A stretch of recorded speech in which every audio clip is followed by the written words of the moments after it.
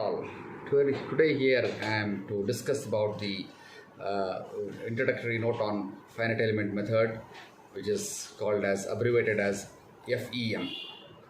This FEM is a numerical analysis method wherein we will be discussing various components and we will be interpreting the results in terms of their applications. Basically, this finite element method, it is called as a numerical analysis method because it is a piecewise approximation of a given structure. Piecewise approximation means we will be discretizing the given structure into smaller elements which are termed as domain, and these smaller elements are analyzed.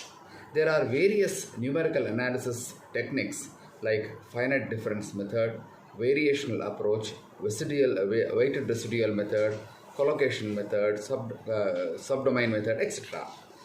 In this finite element method, we have various concepts that have to be understood. Basically, the concept of finite element method can be understood by a simple typical example as how you are finding out the area of a circle.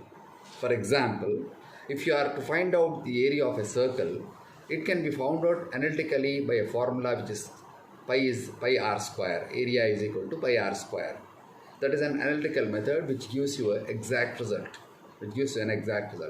Whereas, if you are asked to find out the area of a circle by finite element method, you can discrete the given circle into different parts. Say for example, the circle can be divided into 4 sectors, and when the ends of the diameters of the circle are joined, you get 4 triangles.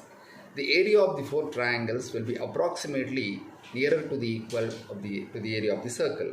If you are dividing the circle into 8 equal parts, you will be having 8 triangles or more triangles, wherein you will be finding out the area of the circle by summing up all the areas of these triangles. Therefore, when you are going on dividing the circle into more number of parts, equal parts, that is triangles, the sum of all these triangles, the sum of all this area of these triangles will give you an area which will be going closer to the exact answer got by analytical method. So this is the concept of finite element method. Therefore, the more and more you are going on dividing the given structure into smaller elements, the more and more nearer you will be going to the answer.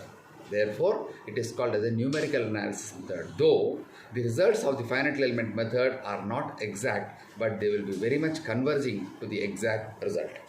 And the numerical analysis methods, this is a very best method as applied to the applications of various disciplines.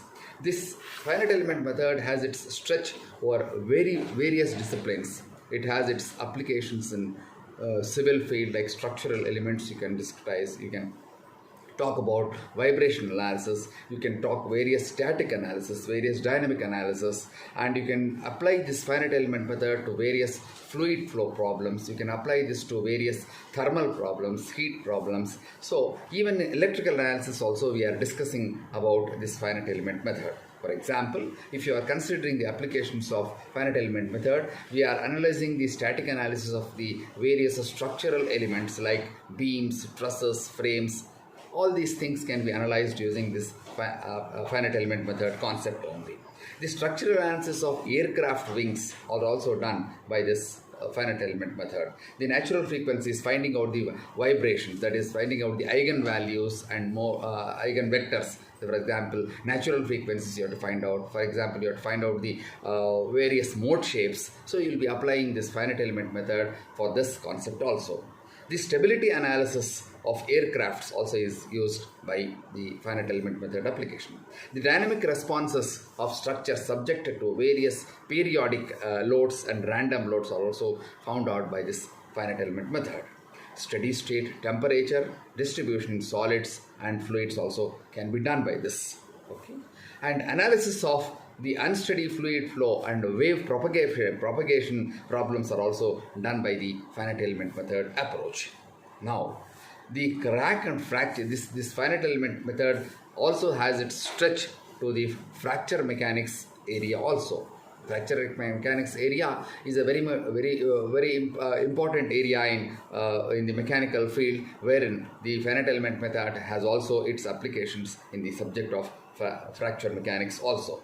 The crack and fracture problems under dynamic loads are also analyzed by this finite element method. The transient behavior of electromechanical devices such as motors and actuators, transducers are also found out by this finite element method.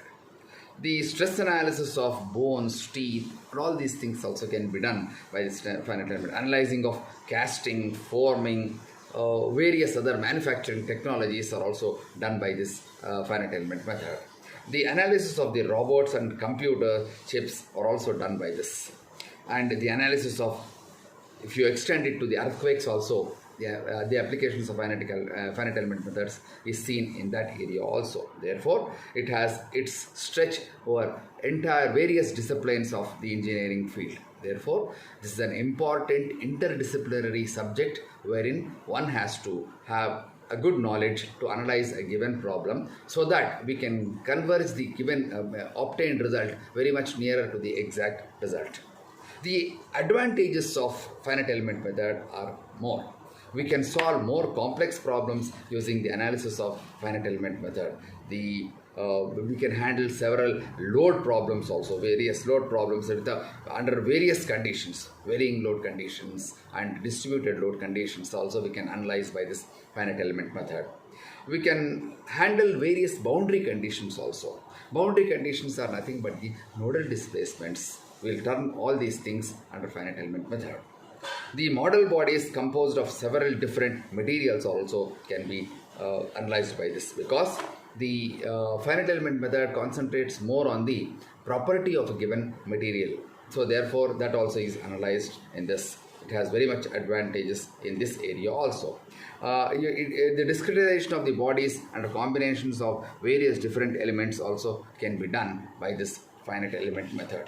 Basically, the finite element method has its advantages in various size of elements to make it possible to use the small elements wherever they are necessary.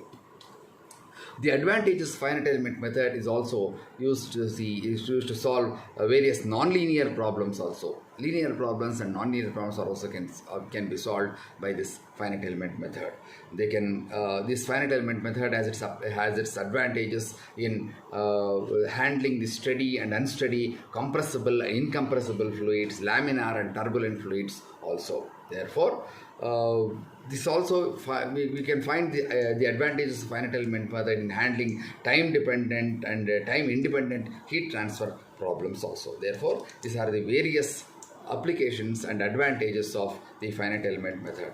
Basically, to understand the concept of finite element method, one has to know the basics of the engineering mechanics and strength of materials, because we start the analysis by the Hooke's law, the basic Hooke's law, which states that stress is proportional to strain, or stress is equal to the Young's modulus multiplied by strain.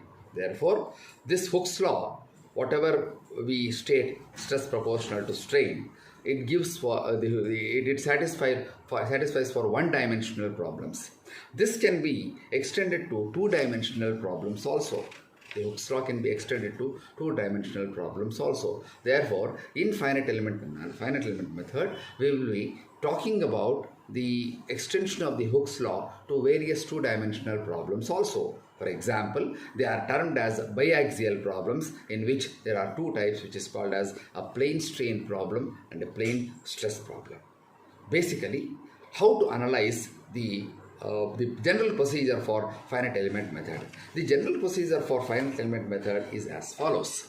The finite element method, first of all, identifies a given structure where the analysis has to be done. For example, if you are considering a piston, a connecting rod, a crankshaft, whatever it may be, therefore you consider a given structure. That given structure is discretized into various smaller elements.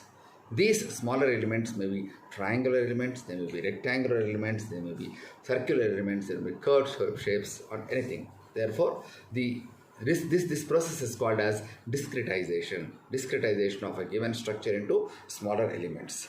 Once the structure is discretized, we will be framing a equation which satisfies this particular structure. For example, the equation may be a polynomial equation, it may be a trigonometric equation, it may be a calculus equation also. Therefore, once these equations are found out, now we will have to find out various field variables. In this finite element method, we term a constant which is called as field variable. This field variable is nothing but anything which is unknown in a given structure, it is called as a field variable. Field variable is nothing but which is an unknown quantity in a particular structure is called as a field variable. It may be displacement, it may be temperature, it may be stress, it may be strain, it may be velocity, whatever it may be. Therefore, whichever an unknown quantity is there, that unknown quantity is termed as a field variable. These field variables can be found out at the nodal points. For example, if you are considering a linear structure, a simple element has two nodes, end points, they are called as nodes. Therefore, they are called as two nodes. It consists of two nodes. Therefore, a simpler problem is that the field variable can be found out at the nodal points, that is at the end points. It is very easy for us to find out the field variables at the nodal points. But if the field variables have to be found out at any other point other than the nodal point, then it is not easy for us to find out such field variables. For that, we will be using the equations which are called as shape function equations. These shape function equations are those equations by which we can find out the value of the field variables, that is the unknown quantities, at the points other than the nodal points. Therefore, with the help of the shape function equations, we can find out the values of the unknown quantities at the points other than the nodal points. Therefore, these equations are called as shape function equations. Now, if one has to analyze the structure for a given component, then the general equation for finite element method is F is equal to K into U, where F is called as the force vector, K is called as the stiffness matrix, that is, it is a material property matrix, and U is called as the displacement vector. This displacement vector may be an unknown quantity. Displacement does not mean it is only the displacement. It may be a temperature, it may be any other quantity, stress, strain, or anything. Now, this force vector, it is nothing but a column matrix. The K, the stiffness matrix, it is a square matrix. It gives you the property of a given material.